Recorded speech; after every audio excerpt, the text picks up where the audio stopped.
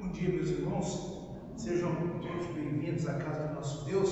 Vamos iniciar essa nossa devocional dessa manhã, preparatória para a aula da escola dominical. Convido os irmãos para que abram a palavra de Deus no Salmo de número 15.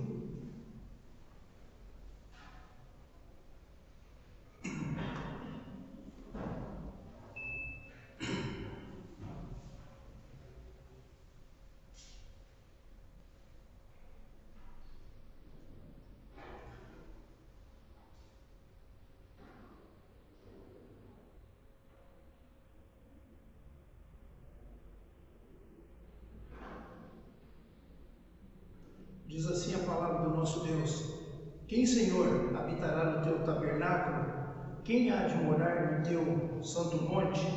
O que vive com integridade pratica a justiça, e de coração fala a verdade. O que não difama com a sua língua, não faz mal ao próximo, nem lança injúria contra o seu vizinho. O que a seus olhos tem por desprezível ou réprobo, mas honra aos que temem ao Senhor. O que jura com dano próprio e não se retrata. O que não empresta o seu dinheiro com usura, nem aceita suborno contra o inocente. Quem deste modo procede, não será jamais abalado. Este é o padrão do cidadão dos céus. Convido nosso irmão Diácono Onésimo para que faça uma oração de louvor ao nosso Deus, e nesse mesmo ato, meu irmão, peça perdão pelos nossos pecados também, aqueles que nós não tivemos a oportunidade de confessar o nosso Deus ainda no dia de hoje. Vamos orar.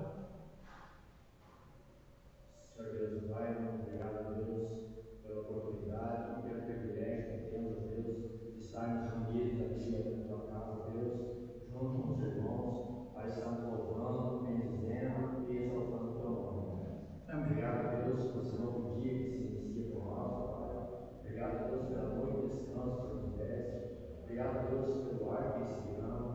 Obrigado a Deus por todas as bênçãos que derramaste sobre as nossas vidas até aqui, Pai.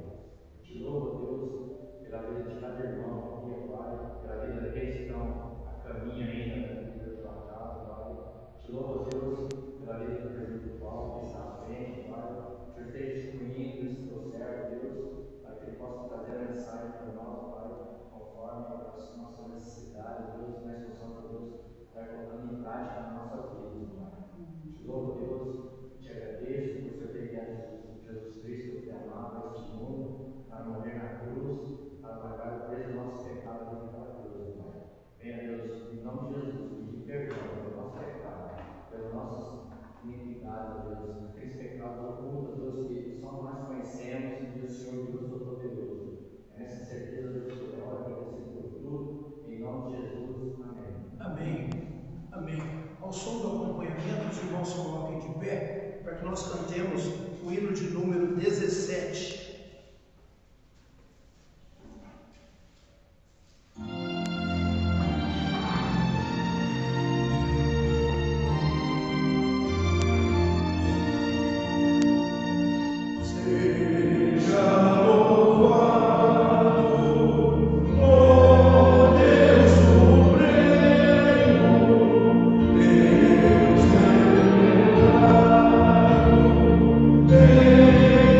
Está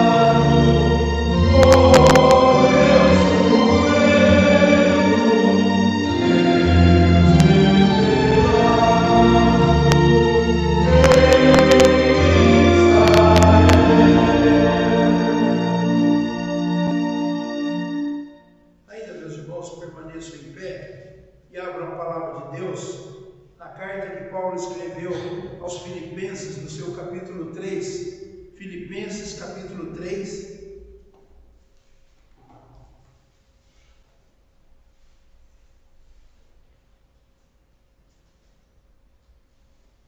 Versículos 20 e 21. Diz assim a palavra do nosso Deus: pois a nossa pátria está nos céus, de onde também aguardamos o Salvador, o Senhor Jesus Cristo, o qual transformará o nosso corpo de humilhação para ser igual ao corpo da sua glória, segundo a eficácia do poder que ele tem de até subordinar a si todas as coisas. Vamos orar. Senhor Deus, obrigado por essa manhã, obrigado pela oportunidade que o Senhor nos dá de estarmos na Tua casa, de revermos, ó Deus, os nossos irmãos, mas principalmente, ó Pai, nesse dia, ó Deus, que é separado para que o Teu povo, ó Deus, se ajunte para louvar e bendizer o Teu nome. Nós estamos aqui com os corações alegres, ó Pai, por fazer parte da Tua família e do Teu povo, nós que fomos comprados pelo precioso sangue do Senhor Jesus Cristo. Agora, Deus, lida a tua palavra, que o Senhor fale pelo Teu Espírito, Deus, por intermédio, ó Pai, da minha vida, e que eu, ó Deus, fale aos meus irmãos a Tua palavra sem retirar e sem acrescentar nada, ó Deus, do que ela contém, porque ela que é viva e eficaz vai cumprir, ó Deus, o seu objetivo. Tem misericórdia de nós, ó Deus, nós seremos agradecidos e seguros no nome de Jesus. Amém. Poder sentar, meus irmãos. Nesta manhã, meus irmãos, nesse tempo aqui que nós temos nesta escola dominical, nós vamos meditar no tema pensando na pátria celestial. O apóstolo Paulo, ele foi ministro da igreja de Filipos, ele cuidou daquela igreja, e ele vai escrever aquela igreja falando a respeito do encorajamento e a respeito da alegria constante, não nesse mundo, não nas situações transitórias dessa vida passageira, mas ele vai falar na alegria constante no Senhor Jesus Cristo. E alguém pode dizer assim: mas como falar de alegria em tempos de Covid? Como falar de alegria em tempos de morte? Como falar de alegria em tempos que muitos daqueles que saem do hospital ainda têm sequelas? É por isso que o apóstolo Paulo está instruindo aquela igreja, porque esse mundo é um mundo de fraqueza, é um mundo de tristeza, é um mundo de morte, e ele aponta para a pátria celestial. E você pode dizer assim: será que Paulo estava como eu aqui, com um terno, arrumadinho, limpinho? Será que Paulo estava como vocês aí, sentado com as suas famílias? Não, Paulo estava preso na igreja de Roma. E aí vocês falam: então é muito mais difícil falar sobre encorajamento e sobre alegria para alguém que está preso.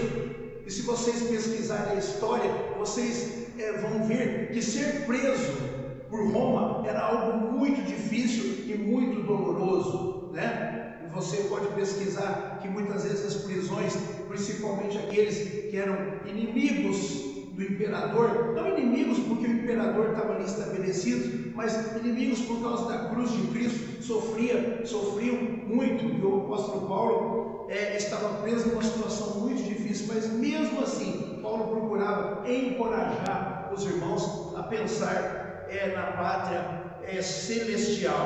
E também, meus irmãos, nós vamos poder ver aqui que a partir do versículo 19, Paulo faz uma ponte para entrar nesse assunto a respeito da pátria celestial. Paulo, ele vai dizer aqui: o destino deles, dos inimigos da igreja, é a perdição, o Deus deles é o ventre, e a glória deles está na sua infâmia, visto que só se preocupam com as coisas terrenas. Então Paulo, ele vai aproveitar para falar das características daqueles homens que estavam muito preocupados com as coisas terrenas, com as coisas desse mundo, e principalmente submeter novamente a igreja de Cristo a um ensinamento que já havia passado. Jesus Cristo já havia morrido, Jesus Cristo já havia ressuscitado, o véu do templo ele foi rasgado de alto a baixo, mostrando que a iniciativa de buscar o pecador é de Deus e não do homem. Aquelas coisas que Deus tinha estabelecido no Velho Testamento, elas eram transitórias, porque todas elas apontavam para aquilo que é eterno, que é Jesus Cristo, e ele já havia vindo. E ali, aqueles judaizantes queriam novamente que aqueles crentes voltassem à velha prática, né? Eles estavam mais preocupados com a aparência, mais preocupados com essa vida, e principalmente com a carne, né? Porque era ali a circuncisão, o corte ali no prepúcio, né? Do órgão masculino, e que isso iria completar aquilo que os apóstolos estavam pregando. Isso não é verdade, porque a morte de Cristo, ela foi suficiente para todas as coisas. A sua ressurreição, conforme Paulo trata em Romanos capítulo 4, ela já serviu para nos justificar. E é nesse contexto que Paulo ele vai ensinar os irmãos que eles devem pensar na pátria celestial, né? E por que nisso, meus irmãos? Porque, como eu já falei no começo da minha fala, as coisas terrenas, elas são tristezas, elas são frágeis, né? Elas mostram um mundo caído, um mundo que irá passar, já que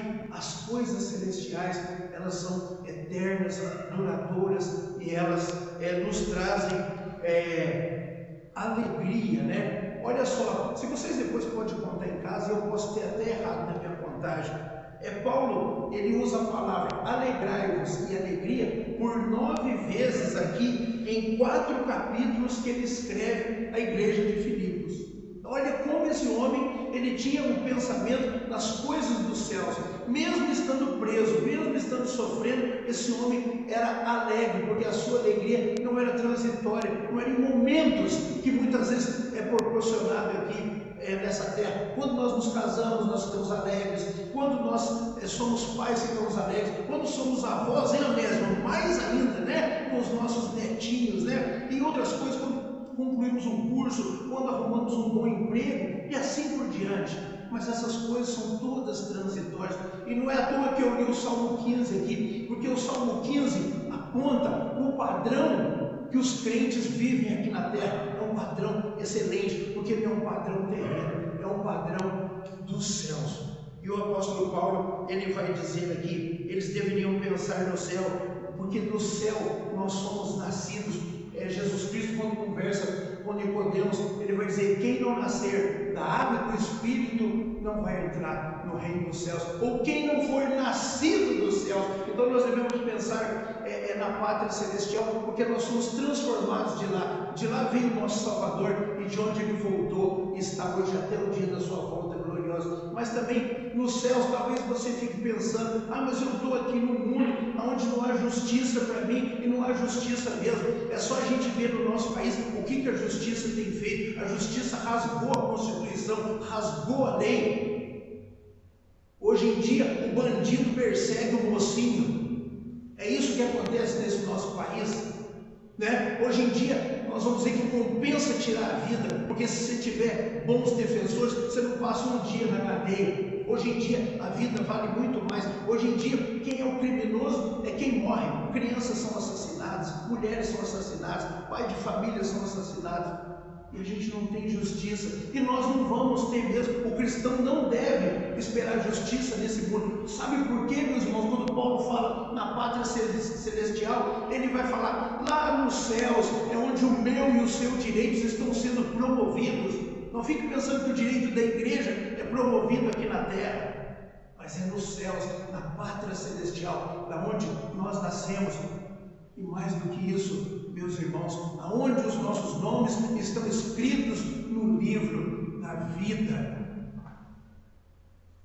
Devemos viver nesse mundo de forma sensata? Devemos sim, mas devemos olhar para os céus, aonde está o autor e consumador da nossa fé. Colossenses 3, 1 e 2 diz assim: pensai nas coisas lá do alto, aonde Cristo vive.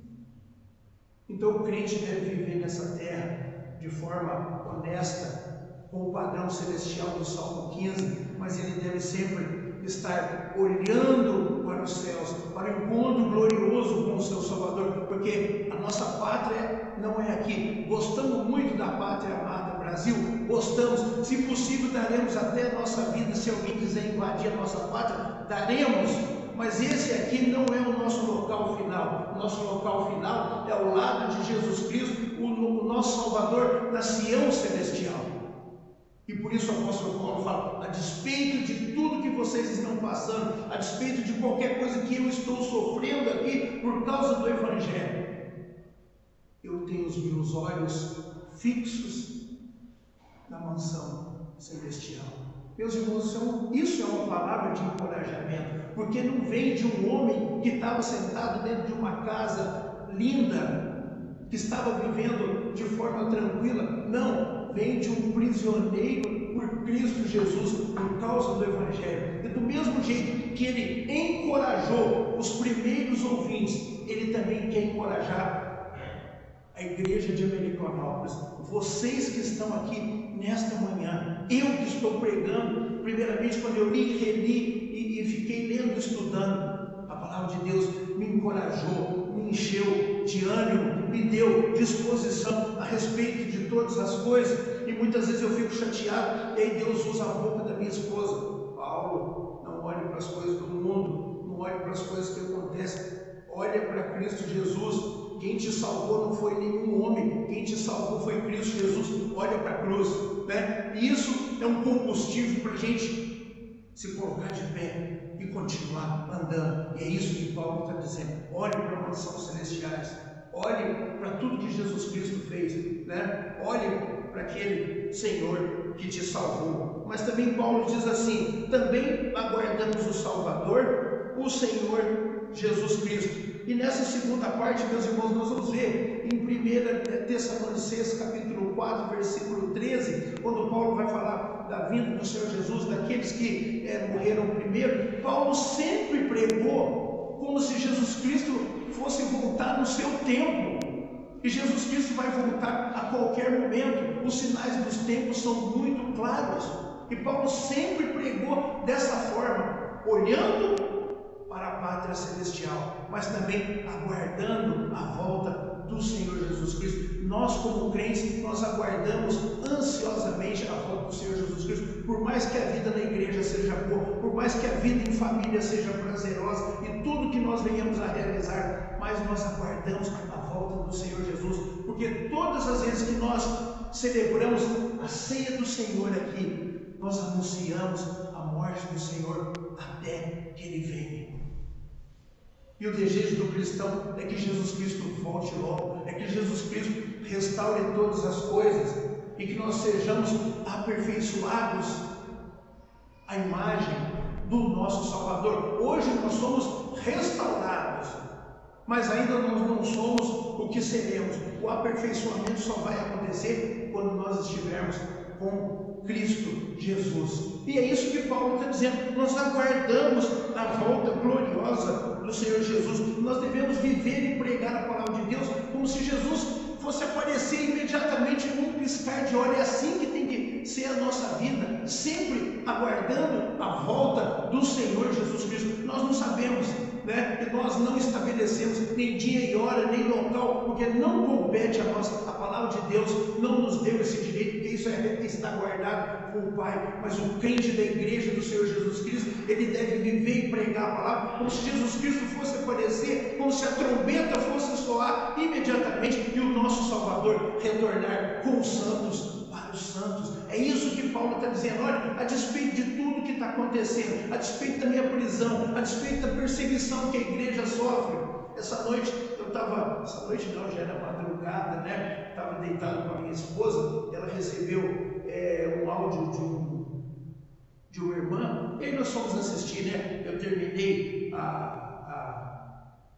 de estudar a palavra de Deus, era 1h40, né? Fechando a lição da escola dominical, tinha fechado essa devocional, e aí ela falou: recebi um vídeo aqui, né? Um dia eu estava com sono, porque quando você fica com atenção fazendo alguma coisa, o seu organismo deve produzir alguma coisa, e eu estava sem sono, vamos ver. E aí, alguém falando lá dos perigos que nós estamos tendo agora na disseminação entre as crianças da escola a respeito do poliamor, né? Um homem que pode ter 2 ou várias mulheres, uma mulher que pode ter 2 ou vários homens. Então, quer dizer, agora está mais do que aberta aí a promoção de esfacelar a família, né? E por isso nós devemos estar vigilantes, né? E por isso nós devemos estar precavidos, porque isso são os sinais dos tempos, né? Nos últimos dias os homens, diz a palavra de Deus, serão arrogantes, amantes de si mesmos. Tudo isso é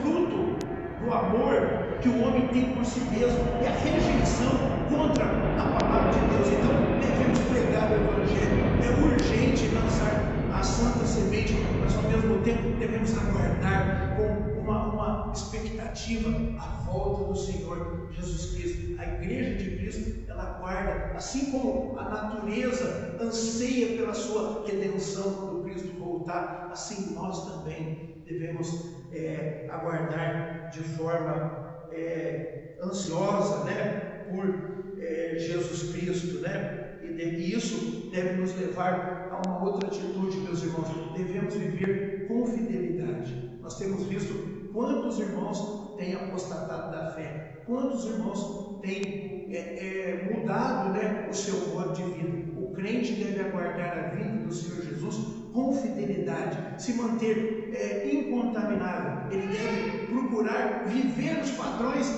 dos cidadãos dos céus, conforme Salmo de número 15. Mas já caminhando para o final, meus irmãos, ele continua dizendo: qual o benefício de eu pensar na pátria celestial? O que vai acontecer com a minha vida? Ele vai dizer aqui: o qual transformará o nosso corpo de humilhação para ser igual ao corpo da sua glória. Meus irmãos, esse corpo aqui, assim como você tem o corpo dos peixes, é apropriado para o rio e para o mar. O corpo das aves é apropriado para voar. O corpo de outros animais, do leão, do tigre, né, da onça, é preparado para andar nas matas. O nosso corpo, ele é preparado para viver nessa atmosfera. Mas esse corpo aqui de carne e sangue, ele não vai herdar o reino dos céus. E Jesus Cristo, e Paulo está falando aqui, inspirado pelo Espírito de Cristo, que o qual, esse Salvador que vai voltar, né? Sempre quando ele está dizendo assim, o qual, ele se refere ao versículo anterior que fala de Jesus Cristo, o qual transformará o nosso corpo de humilhação. Eu não falei para vocês no começo, um corpo de tristeza, um corpo de fragilidade, um corpo submetido à doença, e um corpo que vai terminar. O espírito volta a Deus e o corpo volta ao pó, o espírito volta a Deus. Esse corpo aqui não pode habitar os céus. Então o que Cristo vai fazer? Ele vai dar um corpo novo, e vocês vão ler na sua casa depois a primeira carta aos Coríntios, em todo o seu capítulo 15, né? Mas eu vou ler para vocês aqui só 3 versículos, para que vocês possam ter a dimensão do que Jesus Cristo vai realizar nas nossas vidas. Num momento, num abrir e fechar de olhos, ao soar da última trombeta, a trombeta soará, os mortos ressuscitarão incorruptíveis e nós seremos transformados, porque é necessário que este corpo corruptível se revista de incorruptibilidade, e o que é mortal se revista da imortalidade. E quando este corpo corruptível se revestir da incorruptibilidade, e o que é mortal se revestir da imortalidade, então se cumprirá a palavra que está escrita: tragada foi a morte pela vitória. Então Deus nos vai dar um corpo imortal, porque o corpo mortal não pode habitar o céu. Um corpo que se decompõe. Você vai dizer assim: será que a minha vida só vai se decompor quando eu for no caixão? Não vai. Olha a minha vida, há poucos anos eu era um jovem vistoso, forte. Olha a minha barba denuncia que eu já estou em decomposição. Meu corpo está se decompondo para a velhice, até o dia que ele for sepultado. Esse corpo não vai habitar o céu, e eu vou morrer. Mas o que vai habitar o céu é um corpo imortal, um corpo que foi revestido de incorruptibilidade. Esse corpo vai ficar por aqui, um novo corpo. Justamente, se eu morrer antes de Cristo voltar, a minha alma que foi aperfeiçoada, isso depois você pode ler na palavra de Deus, você pode ler nos símbolos de fé que a igreja presbiteriana sobrescreve a confissão de fé, o breve catecismo, o catecismo maior, a nossa alma imediatamente ela é aperfeiçoada para entrar na presença do Senhor Jesus Cristo. E se isso acontecer antes da volta de Cristo, quando Cristo voltar, a minha alma aperfeiçoada vai entrar num novo corpo imortal, incorruptível. Olha que coisa gloriosa, meus irmãos. Olha porque nós devemos ansiar a pátria celestial. Por isso que Paulo fala que estar com Cristo é incomparavelmente melhor. Isso deve ser o nosso gozo, isso deve ser a nossa alegria. Alegrai-vos no Senhor. E aí você pode dizer, presbítero, como isso vai acontecer? Como que eu vou ter essa imortalidade e vou ter essa incorruptibilidade? Paulo vai dizer aqui, segundo a eficácia do poder que ele tem de até subordinar a si todas as coisas, pelo poder supremo de Deus, pelo poder da sua palavra. E quando ele fala aqui trombeta, não é a trombeta que vai dar vida às pessoas, não é a trombeta que vai dar imortalidade e incorruptibilidade, mas é a palavra de Jesus. Quando nós lemos lá Gênesis 1, capítulo 1, no princípio criou Deus o céu e a terra. Deus manda a sua palavra e ao mesmo tempo ele torna eficaz a sua palavra.